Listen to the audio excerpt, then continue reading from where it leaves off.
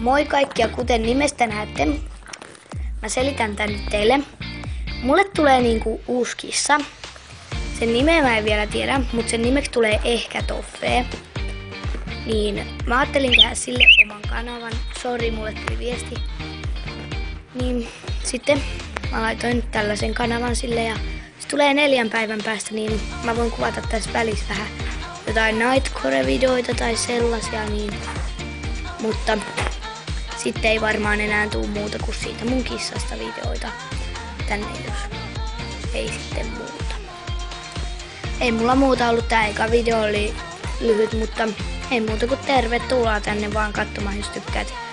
No oransseista kissoista, koska se on semmonen Toffeen oranssi.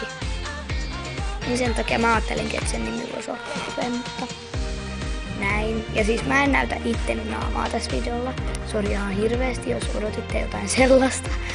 Mutta näin. Moikka! Nähdään ensi videossa.